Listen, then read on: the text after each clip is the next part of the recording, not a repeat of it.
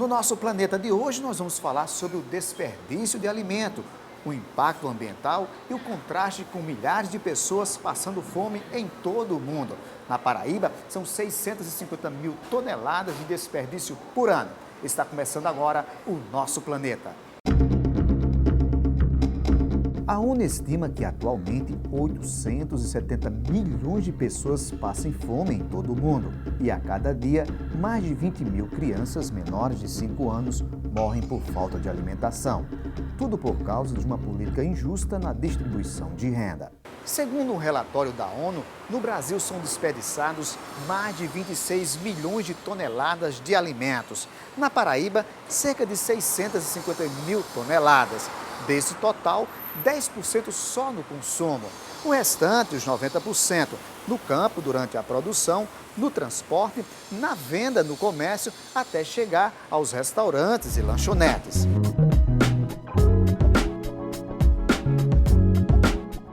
Em João Pessoa existem 1.700 estabelecimentos que lidam com alimentos, uma perda diária mínima de 2 quilos, segundo o Sindicato dos Hotéis, Restaurantes, Bares e Similares da capital.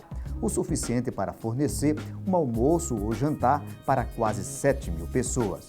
O contraste, quem sabe, poderia ser resolvido se houvesse uma atitude mais solidária. É o que pensa o empresário Joaquim Seixas, um português que investiu no ramo de restaurantes na Paraíba. O desperdício ambiental é algo que é impensável no momento em que há tanta dificuldade, que há tanta gente com dificuldade de alimentação e não haver um movimento que consiga vencer barreiras para que efetivamente esse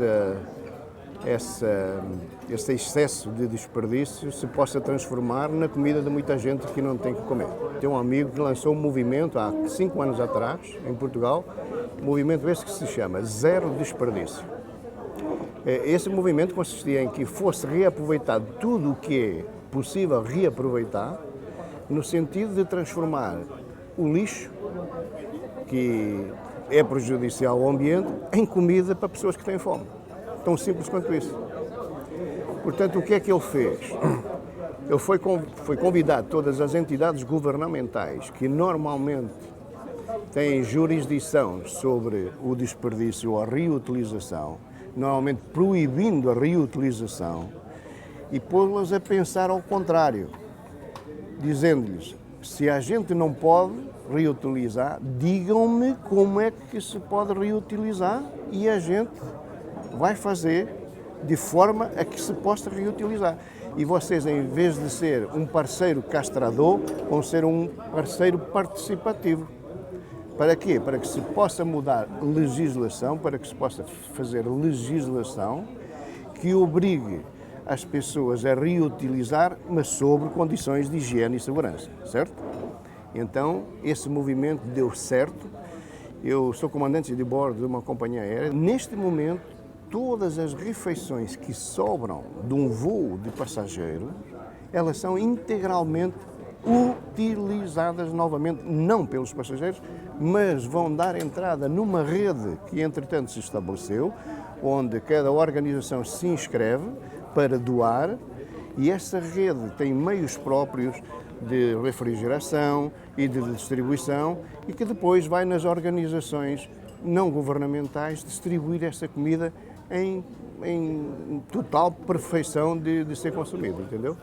De maneira que tem que reorganizar legislação, essa legislação tem que prever como é que pode recuperar, tem que depois estabelecer uma rede de distribuição, com condições de frio, refrigeração e mantenimento. Não é?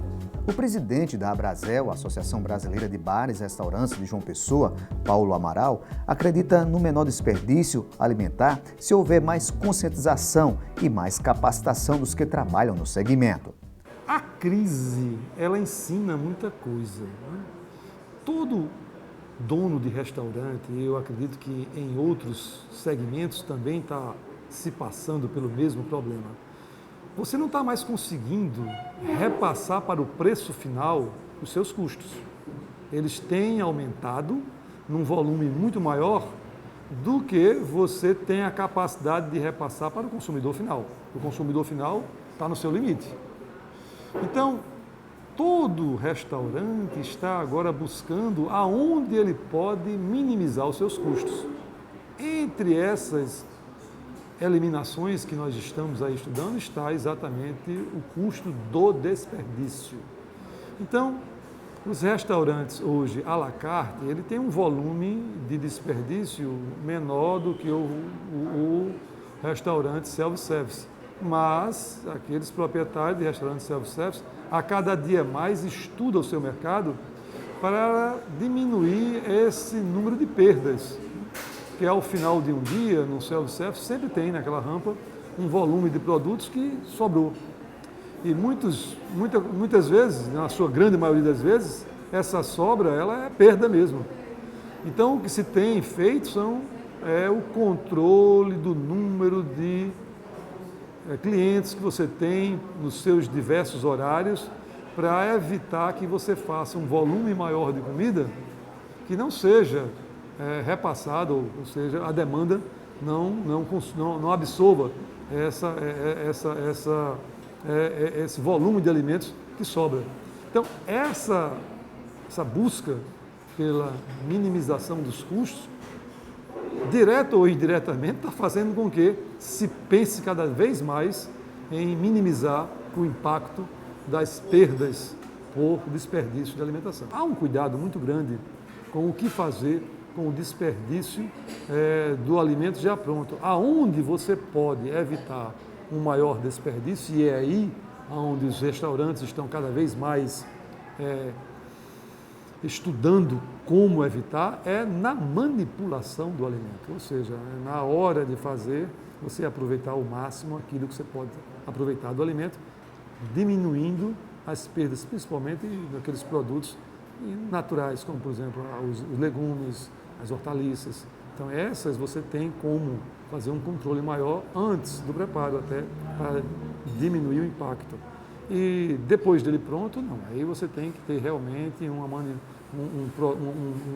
forma de manipular aquele alimento depois de pronto, para que ele tenha uma vida ainda útil depois de passado o período em que ele é oferecido ao cliente. A Ana Paula trabalha com o ramo de lanchonete. Aqui, ela tem capacitado os funcionários para evitar os desperdícios de alimentos. No nosso segmento, que é uma cafeteria, nós não temos um volume de desperdício. Eu acredito que as empresas que trabalham com self-service, com alimentação no peso, possam gerar um desperdício maior. O nosso diagnóstico aqui, quando um produto volta, quer dizer, quando um produto é destinado a um lixo, a gente se preocupa e avalia. Então, a primeira coisa é voltar até o cliente, saber o que é que houve. Porque aquele salgado, porque aquele sanduíche, porque aquela salada não foi consumida. A grande preocupação acontece antes de tudo, é na qualidade do produto, que vem da escolha do fornecedor e da manipulação, do pré-preparo.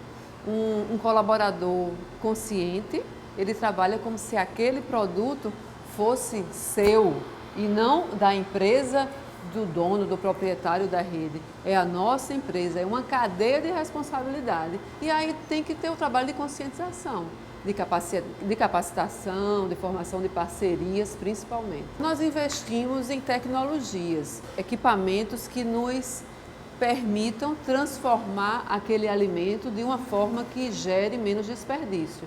Isso tanto a nível de máquinas quanto a nível de utensílios pequenos, E da fiscalização, do acompanhamento de uma nutricionista, do acompanhamento de um gerente de produção. É fundamental, porque o colaborador, mesmo conscientizado, mesmo tendo recebido a capacitação, às vezes faz o caminho mais curto. E o caminho do mais curto, muitas vezes, é um caminho que causa danos ao meio ambiente ou ao bolso de uma empresa. A seguir, aqui nós vamos perceber porções praticamente completas, sem ter quase o uso ou consumo do consumidor, do cliente. E ainda, evitar o desperdício na hora da refeição pode representar uma média de 20% a menos na hora de pagar a conta. 2 rodízios, R$100, um desperdício de quase R$15. Tudo você confere em instantes no Nosso Planeta.